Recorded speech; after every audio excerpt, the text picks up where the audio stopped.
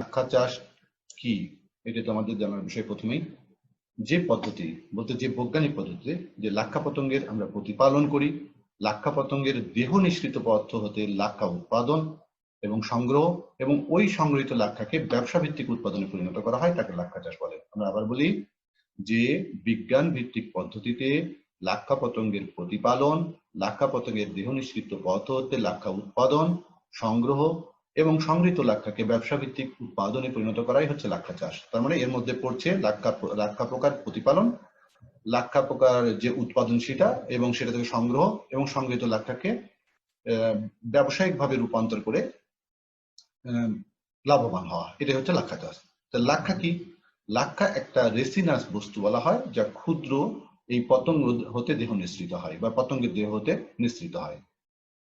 কখন থেকে লাক্ষা চাষ শুরু হয়? বলা হচ্ছে যীশু খ্রিস্টের জন্মের 1200 বছর আগে থেকে ভারতবর্ষে এই লাক্ষা চাষটা শুরু হয়। লাক্ষা শব্দটা এসছে লাখ শব্দ থেকে, LAKH লাখ। দেখো, লাক্ষা বস্তু উৎপাদনে বহু পতঙ্গ লাগে, লক্ষ লক্ষ পতঙ্গ লাগে, এই জন্যই এটাকে লাখ, এই লাখ থেকে ল্যাক কালচার কথাটা এসছে। লাক্ষা শব্দের উৎপত্তি হয় তাহলে লাখ থেকে, LAKH লাখ।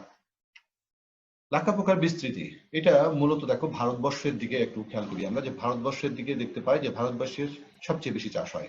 তার মধ্যে আসাম, কলকাতা, মুর্শিদাবাদ, মালদা, বিহার, দিল্লি, গুজরাট, হায়দ্রাবাদ, কাশ্মীর, মধ্যপ্রদেশ, চেন্নাই, মাইসুর, উড়িষ্যা, পাঞ্জাব, রাজস্থান, উত্তরপ্রদেশ, এগুলো এলাকায়, সাধারণত ভারতের এইসব এলাকায় লাক্ষা পোকার বিস্তৃতি আছে এবং লাক্ষা পোকা চাষ হয়ে থাকে। এছাড়া থাইল্যান্ড, বার্মা, নেপাল, বাংলাদেশেও এটা চাষ হয়। তাহলে মূল চাষটা হচ্ছে ভারতে। বহুত সেই লাক্ষা পোকা পাওয়া যায় Africa, Australia, Brazil, Burma, Sri Lanka, চীন, ফ্রান্স, এগুলোতেও, জার্মানি, এগুলোতেও পতঙ্গটা পাওয়া যায়। কিন্তু ইউরোপের মধ্যে বা আমেরিকায় লাক্ষা চাষের কোনো রেকর্ড জানা যায়নি, ওদের সেভাবে জানা যায়নি যে ইউরোপে কোনো লাক্ষা চাষ হয় বা আমেরিকায় হয়। কিন্তু আমাদের এশিয়ান সাবকন্টিনেন্টে হয় আর কি, আমরা জানি। তো লাক্ষা পোকার ইতিহাস অনেক আগের। আমরা দেখতে পাচ্ছি যে আবুল ফজলের যে গ্রন্থ আছে, আবুল ফজলের এই গ্রন্থেই আমরা এটা দেখতে পাই, প্রথম দেখতে পাই এদের এর কথাটা বলা হচ্ছে। আবুল ফজল 1590 খ্রিস্টাব্দে তার আইনি আকবরী নামক গ্রন্থে এই লাক্ষার যে ব্যবহার সে কথাটা বলে থাকেন। এবং তারপরে তাভেরনির তার জীবন 1605 থেকে 1689 এই সময় উনি জীবিত ছিলেন, এবং মোগল আমলে সেই সময় ভারতবর্ষের লাক্ষার যে ব্যাপক চাষ হতো সেই বর্ণনাটাও এখানে পাওয়া যায়। ফাদার ট্যাকার্ডের 1709 সালে উনি যে বর্ণনা দেন তার পুস্তকে, সেখানেও লাক্ষা পতঙ্গের বর্ণনা পাওয়া যায়।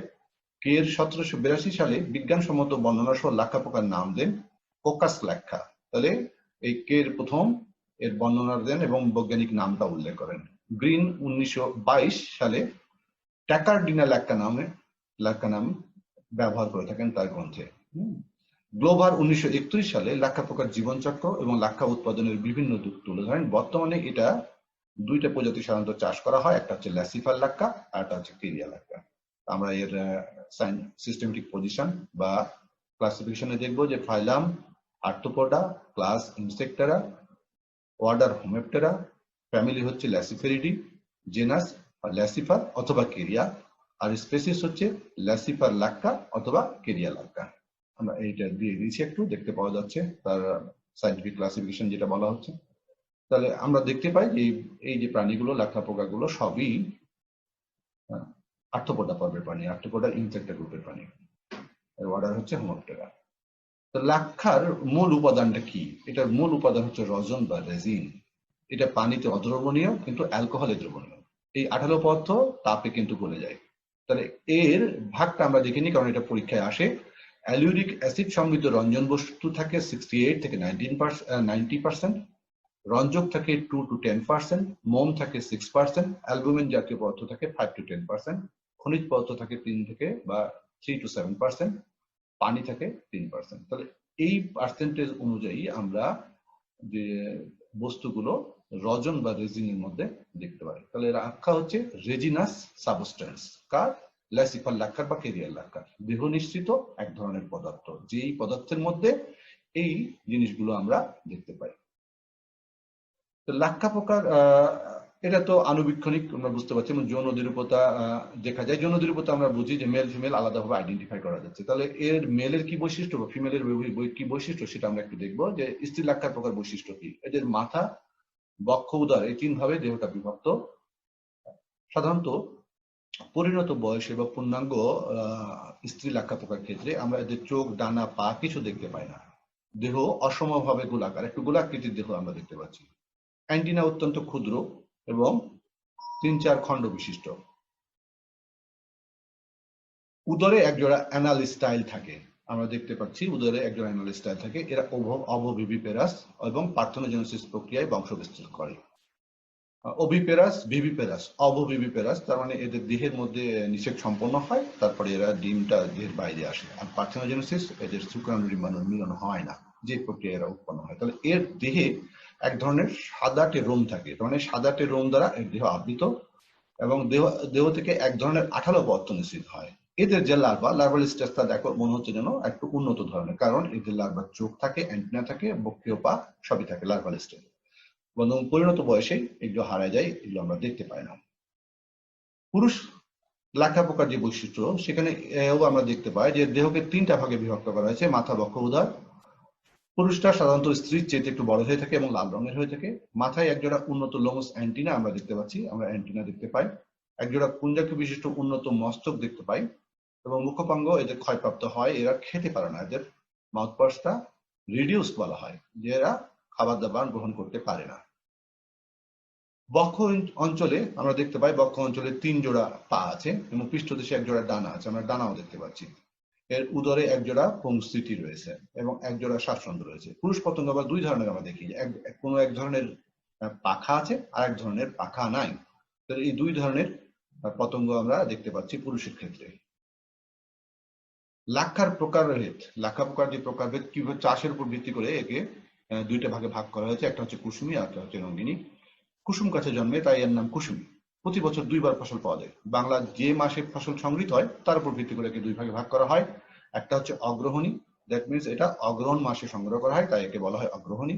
আর একটা হচ্ছে জেঠুই বা জ্যেষ্ঠী বলা হয়, যে জ্যৈষ্ঠ মাসে একে সংগ্রহ করা হয়, এই জন্য একে জেঠুই বলা হয়। তাহলে লাক্ষা পোকার যে প্রকারভেদ বা লাক্ষা চাষের যে প্রকারভেদ, এটার উপরে আমরা এটার উপর ভিত্তি করে আমরা 2 ভাগে ভাগ করছি। একটা হচ্ছে কুসুমী লাক্ষা আর একটা হচ্ছে রঙিনী লাক্ষা। রঙিনী লাক্ষাটা আমরা দেখবো। কি জন্য কুসুমী বলছি, কারণ এটা কুসুম গাছে জন্মে। বছরে কয়বার ফসল পাওয়া যায়, আমরা দেখি যে 2 বার ফসল পাওয়া যায়, এবং এই ফসলটা যে মাসে সংগৃহীত হয় তার উপর ভিত্তি করে নামকরণ করা হয়েছে।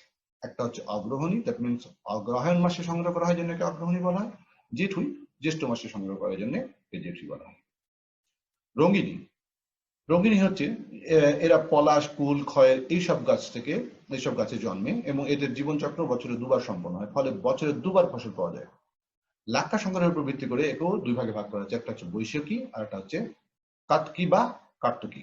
মানে বৈশাখী হচ্ছে এটা বৈশাখ মাসে সংগ্রহ করা হয়, মানে চাষের সময় নভেম্বর থেকে জুলাই, যদি ইংরেজি মাস ধরি।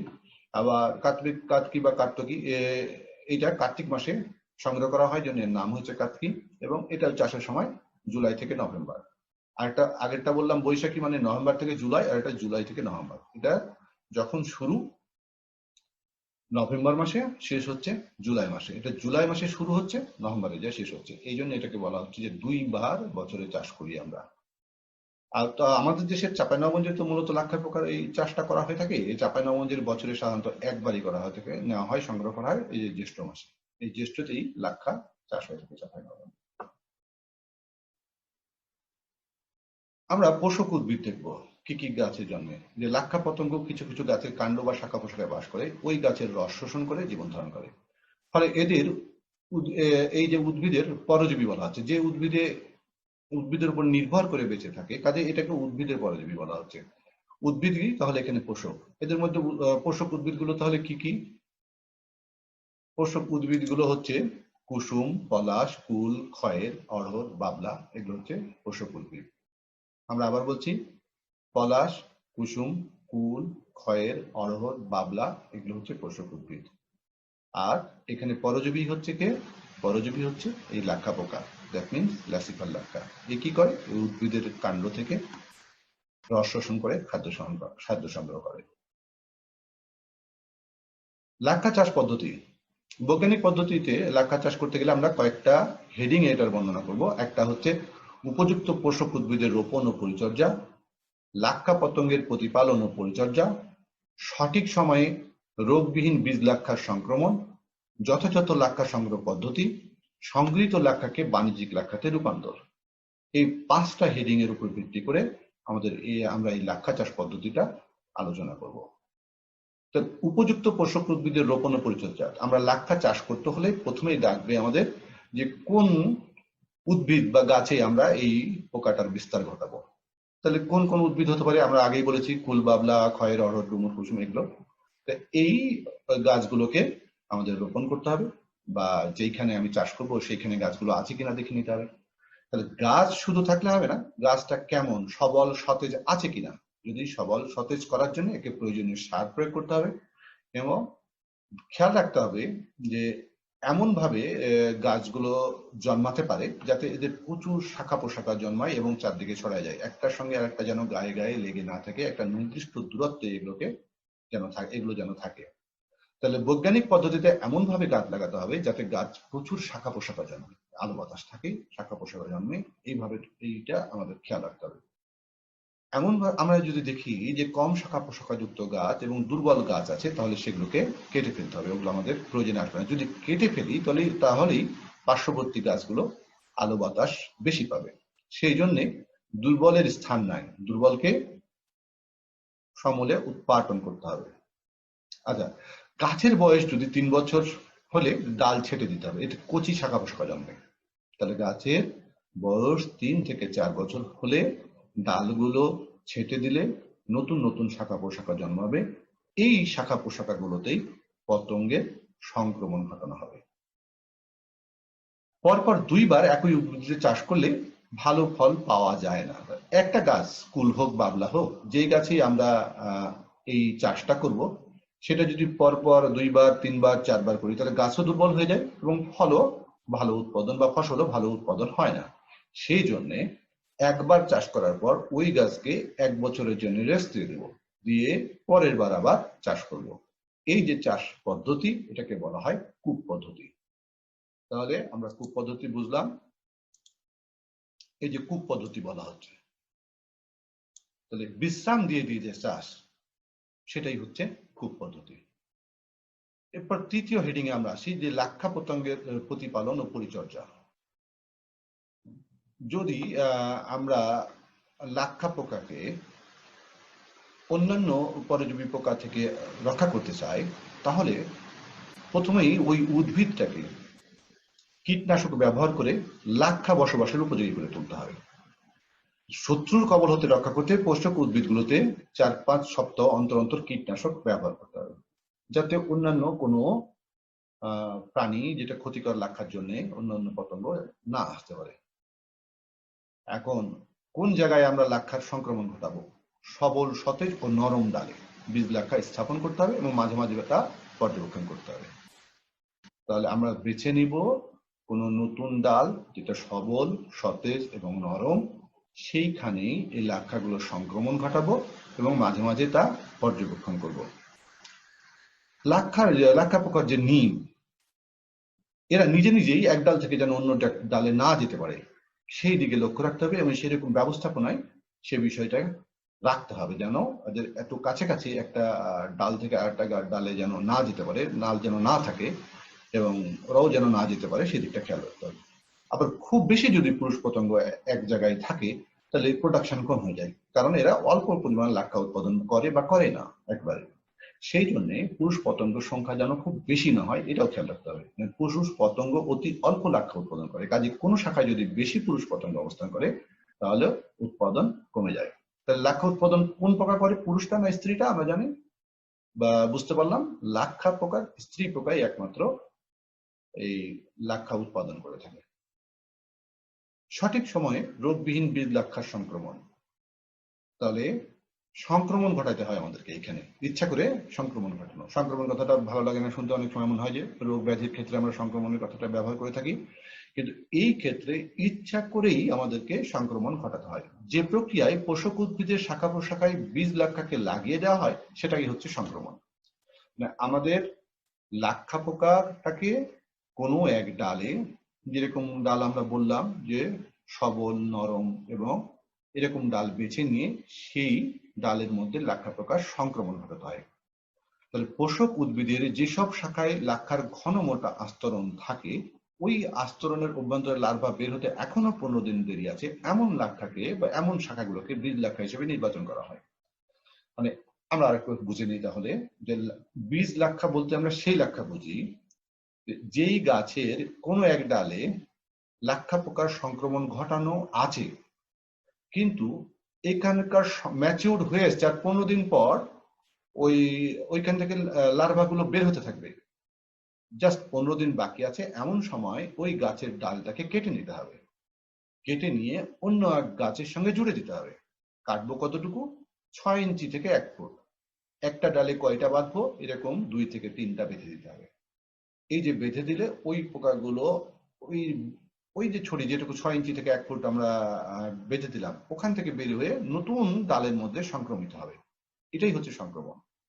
এই ছোট ছোট টুকরাগুলোকেই বীজ লাক্ষা বলে। তাহলে বীজ লাক্ষা আমরা বুঝলাম যে যেই ডালের মধ্যে আগে থেকেই লার্ভার মানে ল্যাসিফার লাক্ষা, লাক্ষা পোকার আস্তরণটা পড়ে আছে, মোটা হয়ে পড়ে আছে এবং ভালোভাবে আছে, এই রকম জায়গাগুলোকে কেটে নিয়ে ওইরকম ডালগুলোকে কেটে নিতে হবে। কেটে ছোট ছোট খণ্ড, কত? 6 ইঞ্চি থেকে 1 ফুট এরকম ভাগে ভাগ করতে হবে। করে যেখানে আমরা সংক্রমণ ঘটাতে চাই, যেখানে আমরা চাষ করতে চাই, সেখানে বেঁধে দিতে হবে।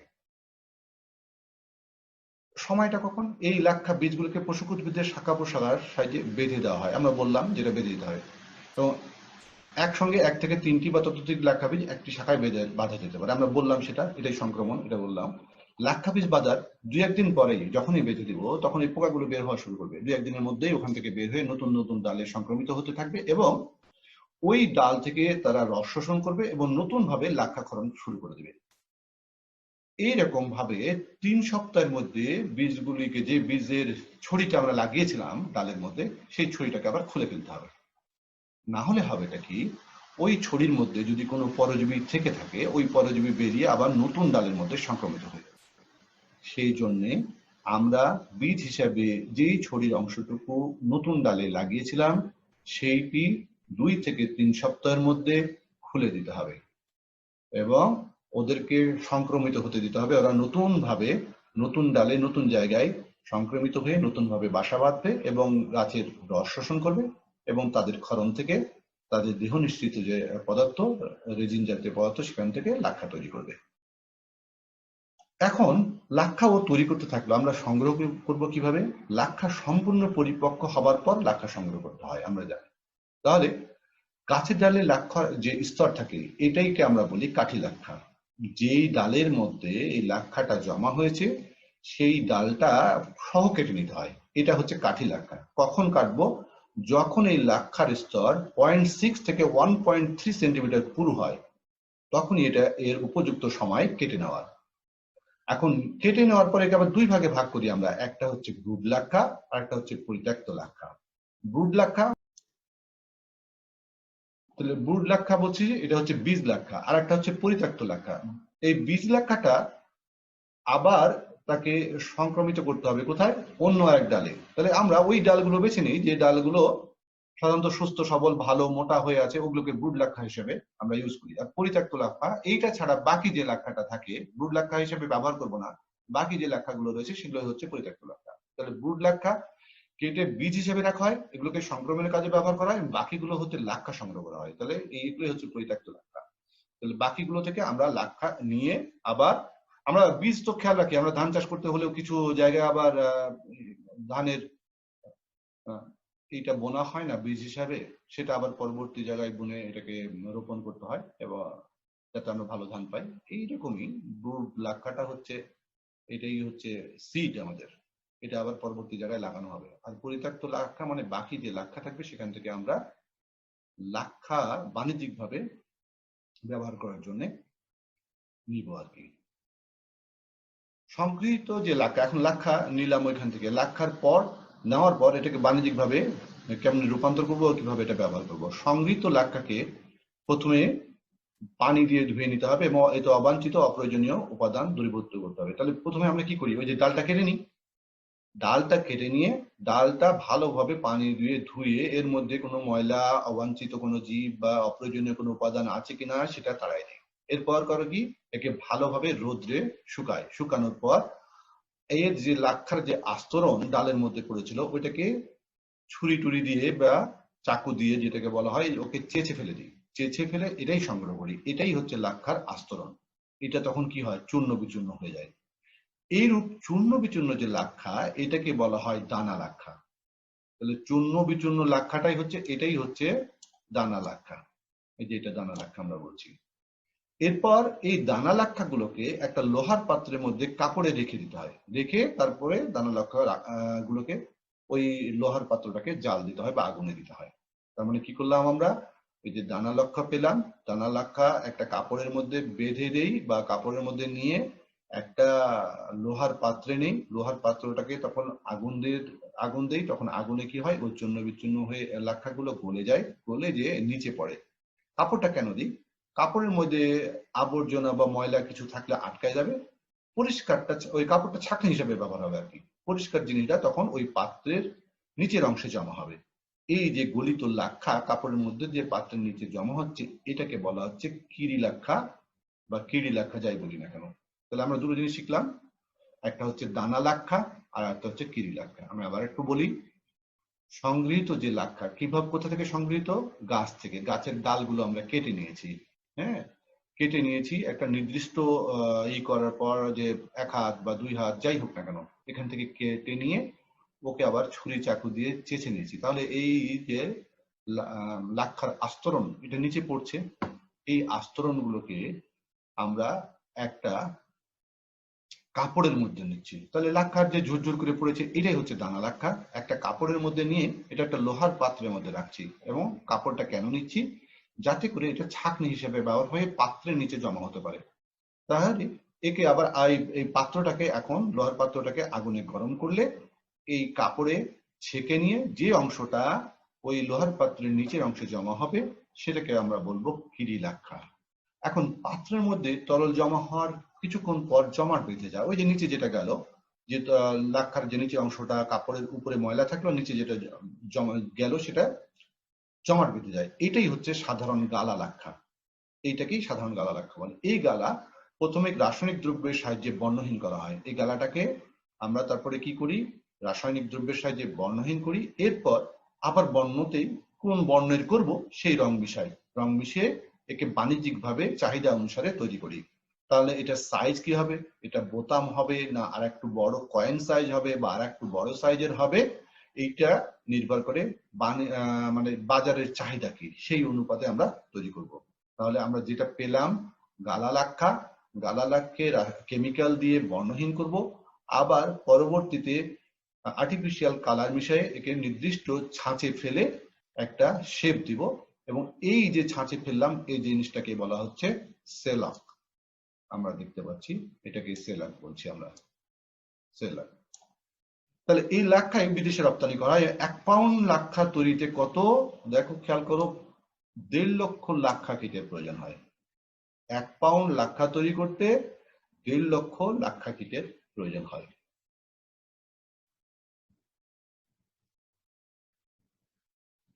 এই যে আমরা বাণিজ্যিক ভাবে যেগুলো তৈরি করে থাকি, এই যে বাটন লাক্ষা, স্টিক লাক্ষা, শেলাক, সিড লাক্ষা যা পাচ্ছি আমরা, এটা বাণিজ্যিক ভাবে তৈরি হচ্ছে।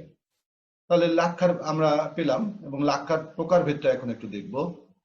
ছড়ি লাক্ষাটা কি, গাছের ডালের উপর প্রাকৃতিক ভাবে তৈরি লাক্ষাটাই হচ্ছে ছড়ি লাক্ষা। তাহলে কোনটা আমরা বুঝতে পারলাম, যে গাছের যে ডাল তার মধ্যে প্রাকৃতিক ভাবে যে লাক্ষাটা তৈরি হচ্ছে এটা বলে ছড়ি লাক্ষা। বীজ লাক্ষা কি, যদি ভবিষ্যতে এই ডালটা কেটে নিয়ে যে আবার বীজ হিসেবে অন্য জায়গায় ব্যবহার করি তখন সেটা হয় বীজ লাক্ষা।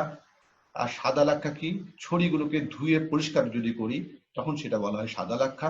সেলাক কি, আমরা সেলাক একটু আগে দেখলাম, ওই যে কাঁচা লাক্ষাকে গরম করে ছাঁচে ঢেলে যে লাক্ষা পাত তৈরি করা হয় সেটাকে বলা হয় সেলাক। সেলাকটা কি আমরা একটু আগে দেখলাম, যে ওকে একটা পাত্রের মধ্যে নেওয়ার পর আবার নির্দিষ্ট ছাঁচে ফেলে যেটা তৈরি করা হয় সেটাই হচ্ছে সেলাক। কিরি লাক্ষা কি, ওই পাত্রের মধ্যে কাপড় ভেদ করে যে নিচে জমা হচ্ছে তখন এটাকে বলছে কিরি লাক্ষা। তো আবার বোতাম লাক্ষা কি, যদি ওকে বোতাম শেপে সংগ্রহ করা হয় তখন তাকে বলা হচ্ছে বোতাম লাক্ষা। গার্নেট লাক্ষা কি, কিরি লাক্ষা যেটা আছে ওকে যদি আবার মেথিলেটেড স্পিরিট দিয়ে পরিষ্কার করি তখন, এবং কালো রঙের যে লাক্ষা পাওয়া যায় এইটা হচ্ছে গার্নেট লাক্ষা। এই যে এইটা হচ্ছে গার্নেট লাক্ষা।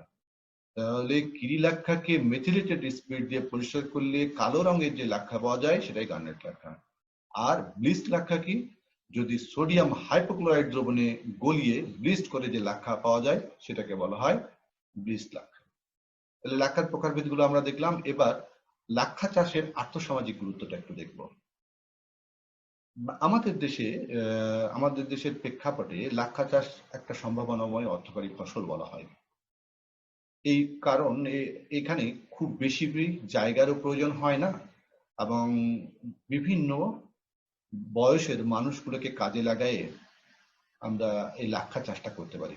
তাহলে সাধারণত লাক্ষা চাষের জন্য কোনো পৃথক কোনো জমির প্রয়োজন পড়ে না। বলা হচ্ছে যে পোষক গাছগুলো জমির আইল, বসত বাড়ির আশেপাশে, খালের পাড়, রাস্তা, রেল লাইনের পাশে, পরিত্যক্ত স্থানে সাধারণত এগুলো চাষ করা যেতে পারে বা এই গাছগুলো লাগানো যেতে পারে। তাহলে আমরা বলছি যে আমার বিঘা বিঘা জমি আছে, এইখানে চাষ না করে আমরা পুকুরের পাড় হতে পারে, রেল লাইনের পাশ হতে পারে, রাস্তার পাশ হতে পারে, খালের পাড় হতে পারে, হ্যাঁ, বসত বাড়ির আশপাশের যে জায়গাগুলোতে এই গাছগুলো লাগানো যেতে পারে, যেই গাছে আমরা লাক্ষার সংক্রমণ ঘটায় লাক্ষা চাষ করতে পারি। বর্তমানে বাংলাদেশে বার্ষিক প্রায় 400 হেক্টর জমিতে লাক্ষার চাষ হয়। সেখান হতে মাত্র 250 টনের মতো এই ছড়ানো লাক্ষা উৎপাদিত হয়। তাহলে আমরা পাচ্ছি কত? 400 হেক্টর জমিতে চাষ করছি, পাচ্ছি 250 টনের মতো। কিন্তু আমাদের চাহিদা কত? বাংলাদেশের চাহিদা হচ্ছে আমরা দেখছি 1500 টনের অধিক। তাহলে এগুলো আসছে কোত্থেকে? আমাদেরকে বাহির থেকে আমদানি করে নিয়ে আসতে হচ্ছে। কোত্থেকে? মূলত ভারত থেকে। তাহলে ভারতের ক্ষেত্রে আমরা দেখি যে লাক্ষার যে ব্যবহার এর কারণেই পৃথিবীর বিভিন্ন দেশেই লাক্ষা রপ্তানির সুবর্ণ সুযোগ রয়েছে আমরা বলি, বিশেষত পশ্চিমা দেশগুলোতে। কারণ এটা বিভিন্ন শিল্প কারখানায় কাঠের আসবাবপত্র, বার্নিশের কাজে ব্যাপকভাবে লাক্ষা ব্যবহার করা হয়। কাজে ওদের ওই দেশগুলোতে, পাশ্চাত্যের দেশগুলোতে একটা বড় চাহিদা রয়েছে লাক্ষা। কারণ ওই দেশগুলোতে লাক্ষা চাষ সম্ভব হয় না, কারণ বেশিরভাগ শীত প্রধান দেশ এগুলো, এবং শীত প্রধান দেশগুলোতে লাক্ষা চাষ করা সম্ভব নয়। সেই জন্য আমাদের দেশগুলোতে আমরা করতে পারি এবং ওই দেশগুলোতে এগুলো রপ্তানি করতে পারি। মোটামুটি ভাবে সমগ্র বাংলাদেশের আবহাওয়াই হচ্ছে লাক্ষা চাষের উপযোগী। এই জন্য অসংখ্য লাক্ষার পোষক গাছ অযত্নে অবহেলায় যত্রতত্র এগুলো ছড়িয়ে ছিটিয়ে আছে, কিন্তু আমরা এগুলো খেয়াল করছি না বা এই গাছগুলোকে কাজে লাগাচ্ছি না। এই গাছগুলোকে যদি চাষের আওতায় নিয়ে এসে লাক্ষা উৎপাদন করি, তাহলে একসাথে যে আমরা লাক্ষা পাবো শুধু তাই না, একটা যে কর্মহীন পরিবেশ, যে দরিদ্র জনগোষ্ঠী আছে তারাও কর্মসংস্থানের করতে পারবে, কর্মসংস্থানের সুযোগ পাবে। আমাদের চাঁপাইনবাবগঞ্জ জেলায় বর্তমানে লাক্ষার যে পোষক গাছ রয়েছে সেখান হতেই 400 টন ছানা লাক্ষা উৎপাদন করা সম্ভব, যার বর্তমান বাজার মূল্য প্রায় 3 কোটি টাকার মতো। কিন্তু এর সাথে প্রায় 20,000 ভূমিহীন প্রান্তিক কৃষকের কর্মসংস্থানও করা সম্ভব। তাহলে চাঁপাইনবাবগঞ্জে লাক্ষার চাষ আগে থেকেই হয়, এবং বলা হচ্ছে এই যে চাষ, এটাকে যদি একটু নজর দেওয়া হয় তাহলে 400 টন পর্যন্ত লাক্ষা উৎপাদন সম্ভব, যা বর্তমান বাজার মূল্যে প্রায় 3 কোটি টাকার মতো হয়ে থাকে, এবং অনেকের কর্মসংস্থানের সুযোগ হয়, এটা বলা হচ্ছে। বর্তমান বিশ্বে ভারত একচেটিয়া ভাবে লাক্ষা উৎপাদন ও আন্তর্জাতিক বাজারটা দখল করে আছে। আমরা জানি বা আগেও বলেছি যে ভারতই মূল লাক্ষা চাষের ক্ষেত্র হয়ে আছে। পৃথিবীর 70% লাক্ষাই ভারত উৎপাদিত হয়, এবং ভারতের পশ্চিম বাংলা, বিহার, মধ্যপ্রদেশ, আমরা বলেছি এর আগে নামগুলো বলেছি, এখানেই এই লাক্ষাটা বেশি উৎপাদিত হয়। ভারতের পরে যদি লাক্ষা উৎপাদনকারী কোনো দেশ থাকে সেটার নাম হচ্ছে থাইল্যান্ড। লাক্ষার আন্তর্জাতিক বাজারে থাইল্যান্ড ভারতের প্রধান প্রতিদ্বন্দ্বী, মানে ভারতের পরেই। তাহলে ভারত কতটুকু জায়গা দখল করে আছে লাক্ষার? 70%। এর পরেই আছে থাইল্যান্ড, মানে আর কোনো প্রতিদ্বন্দ্বিতা নাই। আরো আরো অন্যান্য দেশগুলো চেষ্টা করছে, বার্মা করছে, বাংলাদেশ করছে, চীন করছে, পাকিস্তানের সিন্ধু প্রদেশ করছে, তাইওয়ানের কিছু অঞ্চলেও এই চাষ হয়ে থাকে। লাক্ষার আন্তর্জাতিক যে বাজার, এই আন্তর্জাতিক বাজারে চাহিদাটা দিন দিন বাড়ছে। এই কারণে নতুন দেশেও এর সঙ্গে ঢোকার চেষ্টা করছে। এর মধ্যে একটা হচ্ছে এই যে ভিয়েতনাম।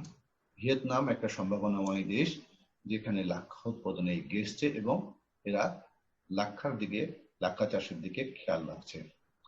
তাহলে এই আমরা এই লাক্ষা চাষে কিছু মানুষকে কাজে লাগাতে পারি, বিশেষ করে বয়স্ক মানুষ যারা ভারী কাজ করতে পারে না, যারা মহিলা বাসায় গ্রামে এমনি বসে আছে, তাদেরকে কাজে লাগাতে পারি। এই চাষকে কেন্দ্র করে কুটির শিল্প গড়ে উঠে, এদের এই কুটির শিল্পের কিছু ব্যবস্থা করা যেতে পারে। কুটির শিল্পের উপর নির্ভর করে সরকারি নিজের দেশের প্রয়োজন মিটিয়ে রপ্তানি করতে পারে।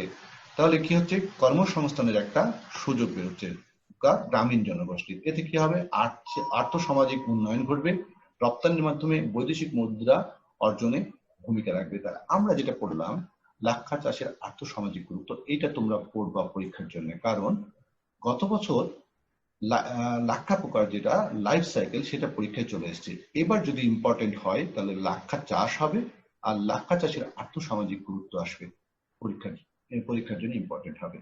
আবার আরেকটাও হতে পারে, সেটা হচ্ছে এই লাক্ষার ব্যবহার কি। লাক্ষার অনেক ব্যবহার, তার মধ্যে আমরা কয়েকটা পয়েন্ট নিয়েছি মাত্র। এই কয়েকটা পয়েন্টই আমরা আলোচনায় নিব। আমরা দেখি যে আসবাবপত্র, জুতা, চামড়া, ঘরের মেঝে ইত্যাদি পালিশ, প্রত্যেকটা পালিশের কাজে লাক্ষা ব্যবহার করা হয়। আমরা জানি সিল গালা যে তৈরি করে, আমরা দেখেছি কোনো চিঠিপত্র বা ওই যে পরীক্ষার খাতা গালা করি, সিল করি, এই যে গালা, এই লাক্ষা দিয়েই হয়ে থাকে। ফটোগ্রাফি বা খোদাই শিল্পে এই লাক্ষার ব্যবহার আছে। প্লাস্টিক ছাঁচ তৈরির কাজে লাক্ষার ব্যবহার আছে। পুতুল তৈরি, বই বাঁধাই, চিত্র সংরক্ষণ, এগুলোর কাজে লাক্ষার ব্যবহার আছে। দেয়াল, কাপড় ও চামড়াজাত দ্রব্য রং করতেও লাক্ষার ব্যবহার আছে। শিরীষ কাগজ তৈরিতে, ছাপাখানার কালি তৈরিতে লাক্ষার ব্যবহার করা হয়। মোম, পেন্সিল, খেলনা, আয়না, বিভিন্ন প্রকার প্রসাধনী সামগ্রী তৈরিতেও লাক্ষার ব্যবহার করা হয়। উড়োজাহাজ, ডেন্টাল প্লেট তৈরি ইত্যাদি ক্ষেত্রেও লাক্ষা ব্যবহার হয়। লাক্ষার বহু ব্যবহার আছে। খালি আমরা আগে জানতাম যে চীনে যখন ওই যে আগে সিল্ক পড়লাম না, রেশম সিল্ক যেটা, এই সিল্কের যে বাজার তৈরি হয়েছিল তখন কৃত্রিম রং ছিল না। এই লাক্ষার রং তৈরি করতো কিভাবে করতো, এই লাক্ষা সংগ্রহ করার পর এগুলোকে গুঁড়া করে পানি দিয়ে জাল দিত, দিয়ে এখান থেকে যে নিচে থিতানি যেটা পড়তো, নির্যাস গুলো পড়তো, এইটাই রং হিসেবে ওই সিল্কে ব্যবহার করা হতো। কত, ওই ৩,৫০০ বছর পূর্বে, যীশু খ্রিস্টের জন্মের ৩,৫০০ বছর পূর্বে। তখন কোনো রং ছিল না, তখন কৃত্রিম রং তো খুব বেশি সময় বা বেশি দিন আগে আবিষ্কৃত হয় নাই। তখন এই বিভিন্ন উদ্ভিদ থেকে, ভেজিটেবল থেকে এই রং সংগ্রহের বিষয়টা ছিল। এখনো করা হয় কিছু কিছু প্রোডাক্ট তৈরির ক্ষেত্রে ভেজিটেবল থেকে রং সংগ্রহ। তো এই হচ্ছে লাক্ষার ব্যবহার। আমরা একটা ভিডিও দেখার চেষ্টা করি, যেটা চাঁপাইনবাবগঞ্জের কল্যাণপুর, এটা ফার্ম আছে না, এই কল্যাণপুর ফার্মে লাক্ষা গবেষণা একটা কেন্দ্র রয়েছে। এইখানকার একটা ভিডিও আমি তোমাদেরকে দেখানোর চেষ্টা করছি। এখানে দেখো কেরিয়া লাক্ষাও বলা আছে এদেরকে, তার মানে দুটো প্রজাতি আমার কথা বলা হচ্ছে। একটা হচ্ছে কেরিয়া লাক্ষা, আর একটা কি, আর একটা হচ্ছে আমাদের লাসিফাল লাক্ষা। এই যে লাক্ষাটা, আমি তো বাস্তবে একটু লাক্ষা আমরা দেখিনি, অনেকেই দেখিনি। লাক্ষাটা দেখতে কেমন, এটা একটু দেখানোর জন্য তোমাদের এই ভিডিওটা নিয়ে আসা।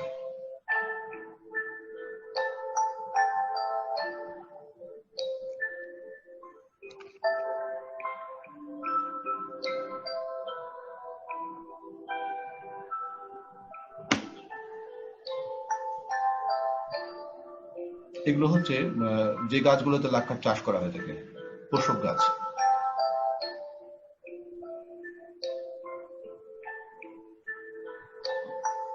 একটা হিসাব দেখানো হয়েছে আয় ব্যয়ের, বিভিন্ন পশু গাছ প্রতি আয় ব্যয়ের একটা হিসাব। দেখো আমরা লাক্ষার ব্যবহার করলাম, এখানেও লাক্ষার ব্যবহার কিছু দিয়ে দেওয়া হচ্ছে, অনেক লাক্ষার ব্যবহার আমরা জানি। স্বর্ণালঙ্কার, হ্যাঁ এটা বলাই হয়নি আমার, স্বর্ণালঙ্কারের ভিতরে যে ফাঁপা অংশ পূরণ করে কোন অলঙ্কার তৈরিতে, এই লাক্ষা দিয়ে করা হয়।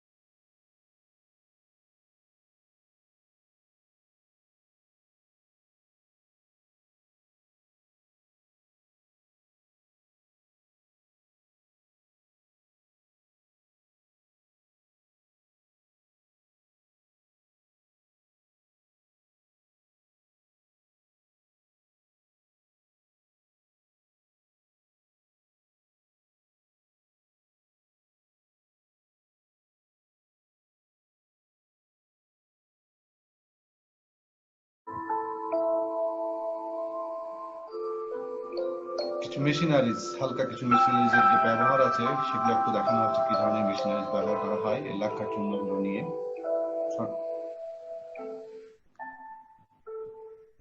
চুল্লিতে গরম করে একটা ছাঁচ তৈরি করে সেই ছাঁচের মধ্যে রাখা।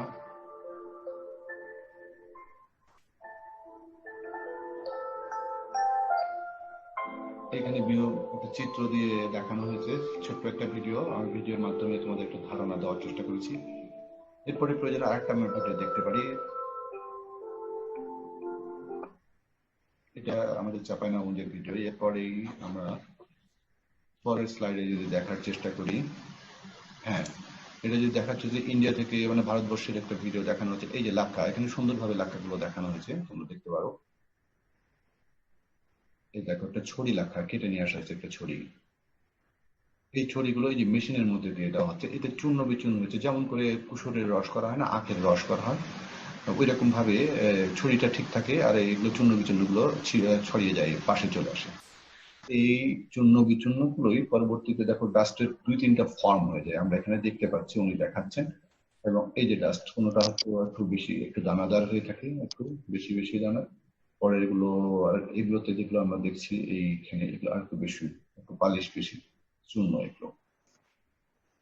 এগুলোই এতে নিয়ে আসা হয়, চুল্লিতে নিয়ে আসা হয়। নিয়ে এসে গরম করলে তখন এই যে চুল্লি, এই চুল্লিতে নিয়ে এসে যখন গরম করা হয়, গরম করে একটা ছাঁচ তৈরির জন্য ছাঁচে স্থাপন করা হয়, বললে এইরকম অংশ দেখতে পাই আমরা। এই যে এরকম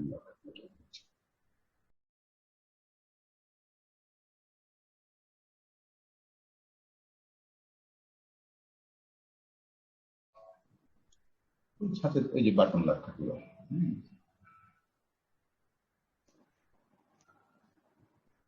এর সঙ্গে হলুদের গুঁড়া মিশাচ্ছি, দেখো।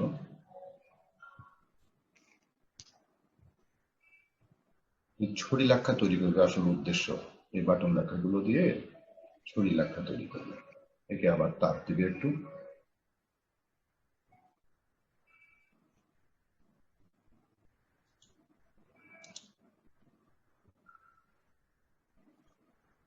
হ্যাঁ, এটাকে তাপ দিচ্ছি আমি, একটু টেনে টেনে দিয়ে দেখানোর চেষ্টা করছি।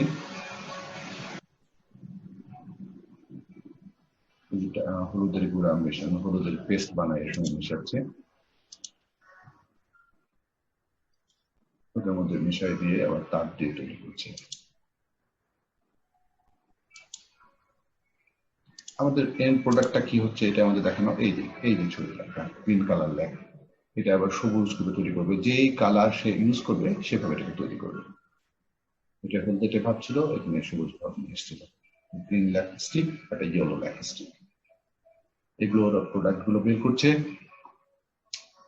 এখন এগুলো দিয়ে ওরা কিছু দ্রব্য তৈরি করে, বা এটা কাজে লাগানো যায়, যে মেশিনারিজে কাজে লাগানো যায়। দেখো এরা প্রোডাক্ট তৈরি করে, শোপিস তৈরি করে, খেলনা তৈরি করে, যেটা বাজার মূল্য রয়েছে।